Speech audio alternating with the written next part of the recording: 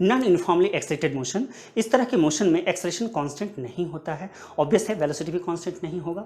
इस टाइप के क्वेश्चन करते वक्त हम लोग डिफरेंशिएशन इंटीग्रेशन मेथड का यूज़ करते हैं। जैसा कि आपको पता है जब डिस्प्लेसमेंट को डिफ्रेंशिएट करेंगे टाइम के रिस्पेक्ट में हमें वेलोसिटी मिलेगा, फर्दर जब वेलोसिटी को डिफ्रेंशिएट करेंगे टाइम के रिस्पेक्ट में हमें एक्सेलरेशन मिलेगा।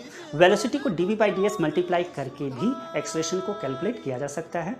एक और रिवर्स प्रोसेस है, जब एक्सेलरेशन को टाइम के रिस्पेक्ट में इंटीग्रेट करेंगे t1 से t2 तक तो वेलोसिटी मिलेगा, और वेलोसिटी को टाइम के रिस्पेक्ट में जब इंटीग्रेट करेंगे t1 से t2 तक तो हमें डिस्प्लेसमेंट मिलेगा।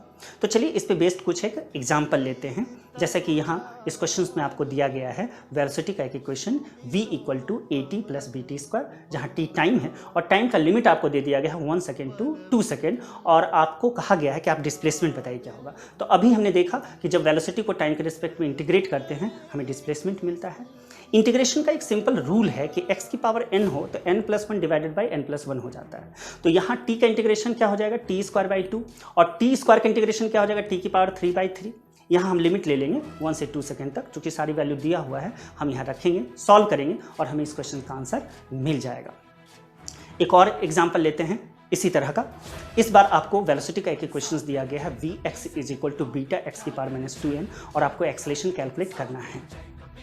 चूँकि अभी हमने देखा कि एक्सेलरेशन जो होता है वेलोसिटी इंटू dv/ds इक्वल होता है।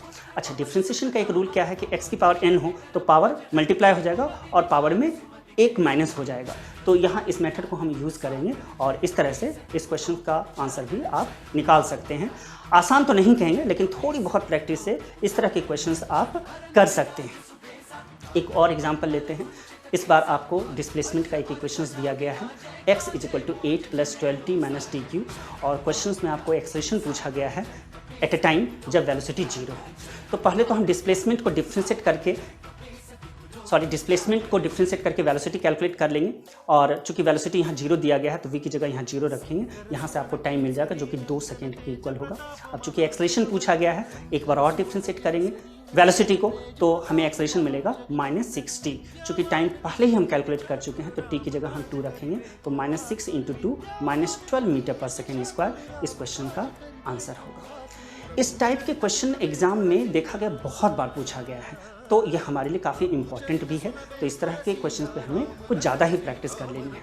तो चलिए एक और एग्जांपल लेते हैं। जैसे मान लीजिए आपको दिया गया है डिस्प्लेसमेंट x = t + 5 की पावर -1, और पूछा गया है कि एक्सेलरेशन का रिलेशन क्या होगा।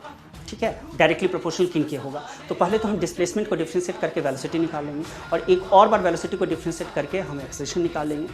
लेकिन यहाँ एक्सेलरेशन का हमें टाइम के साथ रिलेशन है, जबकि क्वेश्चंस में आपको v वेलोसिटी के साथ रिलेशन पूछा गया था। तो हम वेलोसिटी तो पहले ही निकाल चुके हैं, तो थोड़ा सा हम मैथमेटिकली यहाँ पे एडजस्ट करेंगे, और इस तरह से हम इस क्वेश्चन का आंसर निकाल सकते हैं, जो कि इक्वल होगा a directly proportional to v की पावर +3/2 होगा, जो कि इस क्वेश्चन का आंसर है। तो ऐसे क्वेश्चन जब आप करें तो थोड़ा आपको केयरफुल रहना है, खासकर उस वक्त जब आप कैलकुलेशन कर रहे हैं। एक और प्रॉब्लम लेते हैं इसी तरह का। जैसे इस बार आपको एक्सेलरेशन का एक इक्वेशन दिया गया है f = f0 1 - t/t, और आपको कहा गया है इस क्वेश्चन में कि बॉडी स्टार्टिंग फ्रॉम जस्ट का मतलब हुआ कि u 0 है, और क्वेश्चन में पूछा गया वेलोसिटी जब एक्सेलरेशन 0 होगा। तो चूंकि एक्सेलरेशन का इक्वेशन हमें दिया गया है तो a की जगह हम यहाँ f है, f की जगह हम 0 रखेंगे, तो यहाँ से हमें टाइम मिल जाएगा जो कि इक्वल T के होगा। अब चूंकि हमें वेलोसिटी निकालना है तो एक्सेलरेशन को टाइम के रिस्पेक्ट में इंटीग्रेट कर लेंगे। लिमिट हमें 0 से t तक मिल चुका है, सारी वैल्यू हमें पता है, हम यहाँ रखेंगे, सॉल्व करेंगे और हमें इस क्वेश्चन का आंसर मिल जाएगा, जो कि इक्वल होगा f0t/2 के। तो इस तरह से आप इस क्वेश्चन को कर सकते हैं। चूँकि बायो के स्टूडेंट हैं आप, आपकी मैथमेटिक्स नहीं होती है, तो थोड़ा डरने की ज़रूरत नहीं है। बस इंटीग्रेशन डिफरेंशिएशन का जो रूल है वो आपको अपने ब्रेन में रखना है और प्रैक्टिस कर लेना है, जिससे कि आप आसानी से इस तरह के क्वेश्चन कर सकें। तो यहाँ मैं और भी बहुत सारे एग्जांपल ले रहा हूँ, जिससे कि आपकी प्रैक्टिस जो है अच्छे से हो पाए। जैसे यहाँ अगला प्रॉब्लम आपके पास है, डिस्प्लेसमेंट का एक इक्वेशन दिया गया है x = 9t² - tq, और कहा गया है कि डिस्प्लेसमेंट बताइए क्या होगा एट ए टाइम जब वेलोसिटी मैक्सिमम हो। तो हमें पता है कि जब एक्सेलरेशन 0 होगा तो उसके बाद एक्सेलरेशन नेगेटिव होना शुरू हो जाएगा। नेगेटिव का मतलब वेलोसिटी भी नेगेटिव होगा यानी डिक्रीज होगा। तो जब हम एक्सेलरेशन की जगह 0 रखेंगे तो वेलोसिटी उस समय मैक्सिमम होगा। तो डिस्प्लेसमेंट को डिफ्रेंशिएट करके वेलोसिटी और वेलोसिटी को डिफ्रेंशिएट करके हम एक्सेलरेशन निकाल लेंगे। ए की जगह 0 रखेंगे, टाइम हमें 3 सेकंड मिल जाएगा और ये वैल्यू हम एक्स डिस्प्लेसमेंट के इक्वेशन में रखेंगे और हमें आंसर मिल जाएगा। तो एक और प्रॉब्लम लेते हैं कुछ इसी तरह का, जैसे क्वेश्चंस में इस बार दिया गया है डिस्प्लेसमेंट का इक्वेशन 40 + 12t - tq और क्वेश्चंस में आपको डिस्प्लेसमेंट निकालना है जब वेलोसिटी 0 है। तो अब चूंकि हम लोग प्रैक्टिस में आ चुके हैं तो हम कह सकते हैं ये थोड़ा लिटिल बिट सिंपल है।